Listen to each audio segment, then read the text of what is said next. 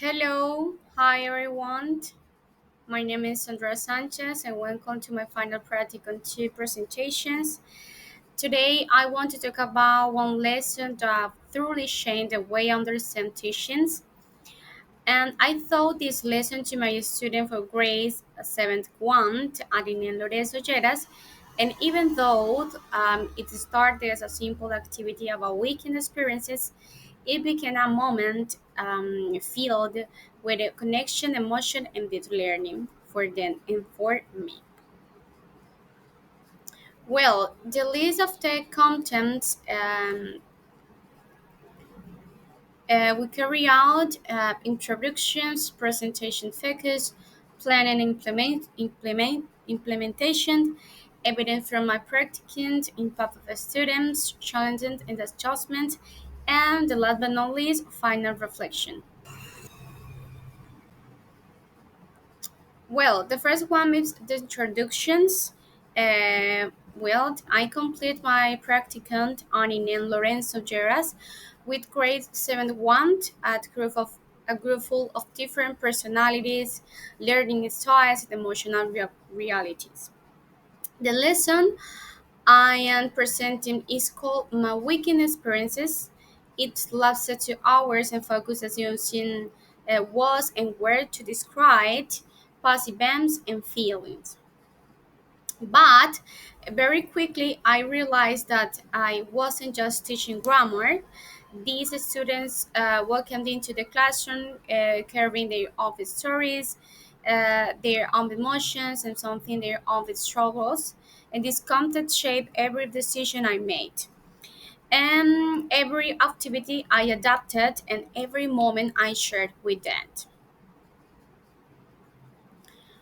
Well, um, the slide number 3 is about presentation focus. Well, in this case, I chose this lesson because it was the first moment when my students connected English with their own these experiences. They weren't repeating the rules. They were talking about where they were, what they did, and most importantly, how they felt. But some students say things like me, I was happy. Others say that I was tired and I feared more difficult emotions. And this reminded me that tuition isn't just about structure, it's about being identified, expressions, and confidence and emotional connections. This lesson changed my practice, because I understood that meaningful content, not just grammar, created participations and motivation and authenticity in communications. Well, the slide number 5, it's about planning and implementation, but this is about the date number 1, right? So, in the first date, I started with a visual format using pictures or concerts, parks, houses, and tricks, all right? And immediately, some students reacted with excitement, saying things like me, I went there, or I was at the river, all right? Those images opened the door to meaningful interaction. But I also encountered challenges, of course, because many students didn't understand the difference between was and where, and some keep saying we was or they was, right? To support them, I use scaffolding post course. I called the bears, repeated them in chorus, using gestures, and build sentence with them step by step before asking them to try alone. Pronunciation was also a struggle, and they often say wash or weird instead of correcting them. accent, right? I modeled the pronunciation slowly and even exaggerated it a bit, right? We practice in a playful way until they felt more confident. And of course, there was shyness. Some students whispered, "Miss, I embarrasses." They would laugh to help them. I created strategy pairs and I gave them sentence from us so they didn't feel lost. And by the end of the class, they were producing a small but meaningful sentence like, for example, I was at home, I was boring. Yeah, and for many of them, that was a bit achievement. Um, about the slide number six, what? This is about date number two. And when the second day, students already remember me some adjectives. So we've reviewed words like fun, boring, amazing, sad, entirely using emoji-based flashcards. These visuals help that connect emotions with language, making comprehension easier. One of the most powerful activities was the class survey, but this also came with challenge. Some students couldn't produce the full question. They said, "Miss, I only know how to say where were you. The rest I forgot." All right. So I created a scaffolding cards with complete structures. For example, where were you last Sunday, or how was it? Right. Others were afraid to speak in front of classmates to break the tension. I told them, making mistakes is also English. What matters is trying it, right? I even made a fake mistake myself so they could laugh and relax. And writing the survey answer was also difficult for many. I guided them individually, helping them dispense ideas and correct the structures. But at the end, they shared up sentences that came from real experiences. Some were simple, some emotionals, but all were honest. That authenticity made the class incredible meaningful. All right. Well, um, evidence from my practicums. The evidence from this lesson tells it's of the story. My lesson plan showed the organization I prepared, but the pictures several something different.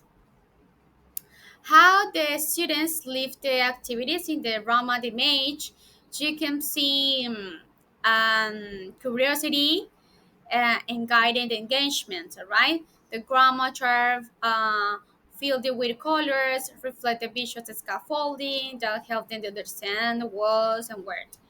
And the sentence they wrote in pairs show there's a transition from confusions to clarity through modeling and guidance practice. The survey notes contain small mistakes, creativity, and effort.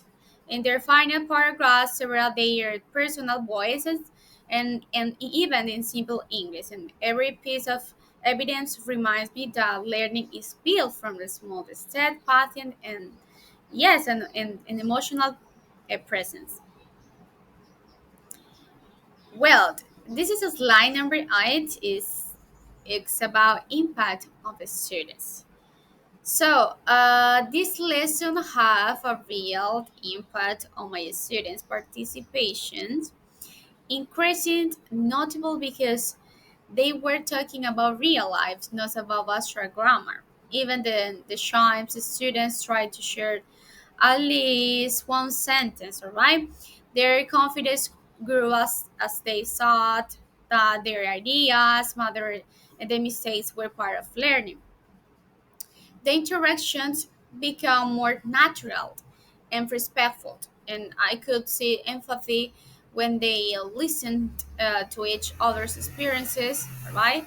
Growing this kind of classroom environment reminding me that emotional connections accelerate its learning. And there are some points very important for this impact of students, right? For example, confidence growth, better engagements, skirmish improve, and of course the participation. Well, challenges and adjustment. This lesson came with many challenges that pushed me to grow as a teacher. The mixed proficiency level was evident from the start. Some of the students understood quickly, while others needed repetitive explanation. Pronunciation was other big difficulty, and I have to model words many times using gestures and humor to keep them motivated. Some students were scared of being judged, so I reduced the pressure by working in pairs, celebrating every attempt, and creating supportive atmosphere. Others frequently forgot the structure, so I improved visual scaffolds, sentence frames, and constant reinforcement.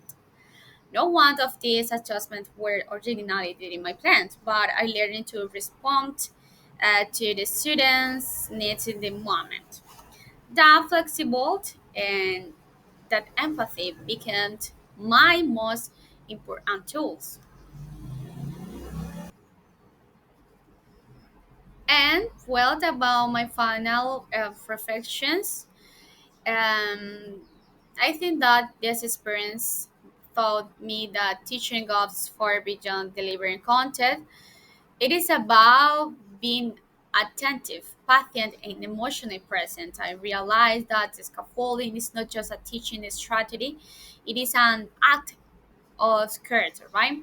It means giving the student the support they need until they feel ready to stand on their own. I learned to read their face, their silence, and their hesitations, all right? And to adapt my approach based on what they needed emotional as well as academical. This lesson helped me understand that every choice I made in the classroom has an impact not only on their English learning but also on how they see themselves as capable, valued, and heard. That for me is it's the true heart of teachers, right? And well, uh, thank you so much for listening to me my presentation. Bye bye. Thank you.